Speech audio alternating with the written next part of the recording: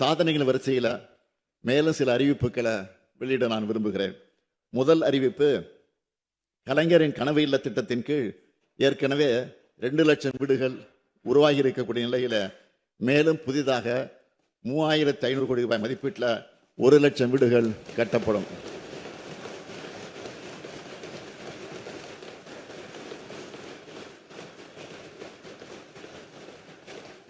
இரண்டாவது அறிவிப்பு, கிராமப்புற பொருளாதாரத்தின் உயிர் நாடியாக விளங்குகிற ஊரக சாலைகளை மேம்படுத்துகிற முதல்வரின் கிராம சாலைகள் மேம்பாட்டு திட்டத்தின் கீழ் 8,911 கோடி ரூபாய் மதிப்பில் 20,484 கிலோமீட்டர் நீளம் உள்ள கிராம சாலைகள் மேம்படுத்தப்பட்டு உள்ளது. மேலும் புதிதாக 1,088 கோடி ரூபாய் மதிப்பீட்டில் சுமார் 2,200 கிலோமீட்டர் கிராம சாலைகள் மேம்படுத்தப்படும். மூன்றாவது அறிவிப்பு, ஏழை மற்றும் விளிம்பு நிலையில் வாழும் மக்களை பாதுகாக்கும் சமூக பாதுகாப்பு திட்டத்தின் கீழ் ஏற்கனவே 33,60,000க்கும் மேற்பட்ட மூத்த குடிமக்கள், மாற்றுத்திறனாளிகள், கைம்பெண்கள், விவசாய தொழிலாளர்கள், விவசாயிகள், கணவனால் கைவிடப்பட்ட ஆதரவற்ற பெண்கள் மற்றும் 50 வயதுக்கு மேற்பட்ட ஆதரவற்ற திருமணமாகாத பெண்கள் மாதாந்திர ஓய்வூதியம் பெற்று வரும் நிலையில் உங்களுடன் ஸ்டாலின் திட்டத்தின் கீழ் அளித்த விண்ணப்பங்கள் உள்ளிட்ட கோரிக்கைகளின் அடிப்படையில் கூடுதலா 1,80,000 நபர்களுக்கு மாதாந்திர ஓய்வூதியம் வழங்கப்படும். இதற்கான விழா வரும் 4/2/2026 அன்று தமிழ்நாடு முழுவதும் நடைபெறும் என்பதை மகிழ்ச்சியுடன் தெரிவித்துக் கொள்கிறேன்.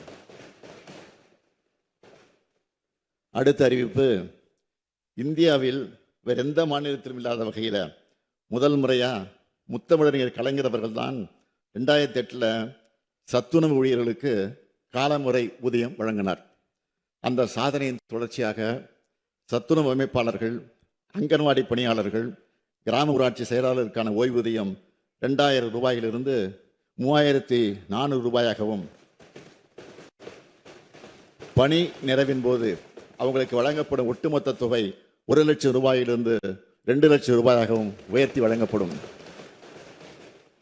குறு அங்கன்வாடி பணியாளர்கள் மற்றும் வனக்கல பணியாளர்களுக்கான சிறப்பு ஓய்வூதியம் 2,000 ரூபாயிலிருந்து 3,200 ரூபாயாகவும், பணி நிறைவின் போது அவர்களுக்கு வழங்கப்படும் ஒட்டுமொத்த தொகை 1 லட்சம் ரூபாயிலிருந்து 2 லட்சம் ரூபாயாகவும் உயர்த்தி வழங்கப்படும். அங்கன்வாடி உதவியாளர்கள், சமையலர்கள், சமையல் உதவியாளர்கள் மற்றும் தூய்மை பணியாளர்களுக்கான சிறப்பு ஓய்வூதியம் 2,000 ரூபாயிலிருந்து 3,000 ரூபாயாகவும், பணி நிறைவின் போது அவங்களுக்கு வழங்கப்படும் ஒட்டுமொத்த தொகை 50,000 ரூபாயிலிருந்து 1 லட்சம் ரூபாயாகவும் உயர்த்தி வழங்கப்படும். சிறப்பு ஓய்வூதியம் பெற்று வரும் சத்துணவு அமைப்பாளர்கள், அங்கன்வாடி பணியாளர்கள், கிராம ஊராட்சி செயலர்கள் இறந்து விட்டால் அவங்களுடைய குடும்பத்துக்கு குடும்ப ஓய்வூதியமாக 1,200 ரூபாயும், மேலும் சிறப்பு ஓய்வூதியம் பெற்று வரும் குறு அங்கன்வாடி பணியாளர்கள் மற்றும் வனக்கல பணியாளர்கள் உள்ளிட்ட இதர சிறப்பு காலமுறை உதவி பணியாளர்கள் இறந்துவிட்டால் அவங்களுடைய குடும்பத்துக்கு குடும்ப ஓய்வூதியமாக 1,100 ரூபாயும் வழங்கப்படும்.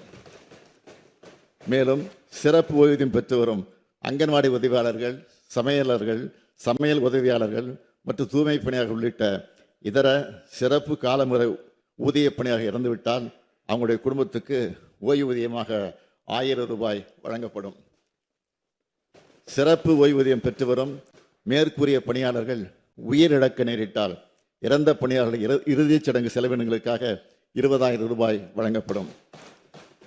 இந்த அறிவிப்புகள் மூலம் தற்போதுள்ள சிறப்பு காலமுறை ஊதிய பணியிடங்களில் பணிபுரிந்து வரும் பணியாளர்களும், இத்தகைய பணியிடங்களில் பணிபுரிந்து ஓய்வு பெற்ற 1,50,000 லட்சத்திற்கும் மேற்பட்ட ஓய்வூதியாளர்களும் அவருடைய குடும்ப உறுப்பினர்களும் பயனடைவாங்க.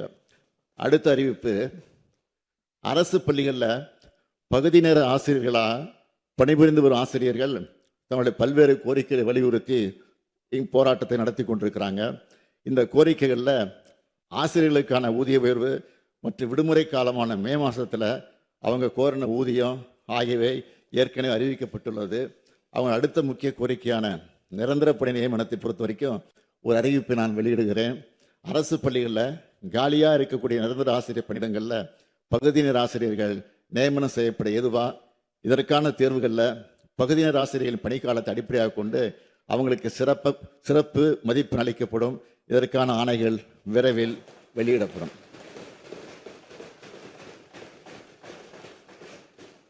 மாண்புமிகு பேரவைத் தலைவர் அவர்களே, கடந்த தேர்தலின் போது யாரும் கொடுக்காத வாக்குறுதிகளை நாங்கள் கொடுத்தோம். முடிந்த அளவுக்கு அந்த வாக்குறுதிகளை நிறைவேற்றியும் இருக்கிறோம். உங்களால் நிறைவேற்ற முடியாதுன்னு சவால் விடப்பட்ட வாக்குறுதிகளையும் நாங்கள் நிறைவேற்றி காட்டியிருக்கிறோம். இவங்க செய்யவே மாட்டாங்கன்னு சொல்லப்பட்ட வாக்குறுதிகள் எல்லாம் செஞ்சுக்கிட்டு இருக்கிறோம். தமிழ்நாட்டில் அனைத்து துறையும் எப்போ வளரணும்னு ஏக்கத்தில் இருந்தவங்களுடைய வாட்டத்தை போக்க அனைத்து துறையிலும் சமச்சீரான வளர்ச்சியை அடைஞ்சிருக்கிறோம். பெரிய நகரங்களுக்கு மட்டும்தான் தொழிற்சாலைகளா, பாலங்களா, சாலைகளா, நூலகங்களா, கல்லூரிகளா, உட்கட்டமைப்பு வசதிகளான்னு சலிப்போடு கேட்டதை மாற்றி எல்லா பகுதிகளுக்கும், அனைத்து பகுதிகளுக்கும், அனைத்து மாவட்டங்களுக்கும் அனைத்தையும் கொண்டு சென்றிருக்கிறோம். இவை அனைத்திலும் சமூக நீதியை, சமநீதியை நிலைநாட்டியிருக்கிறோம். இவை அனைத்தும் என்னால் தான் ஆனதுன்னு கர்வம் கொள்ளக்கூடியவன் அல்ல நான்.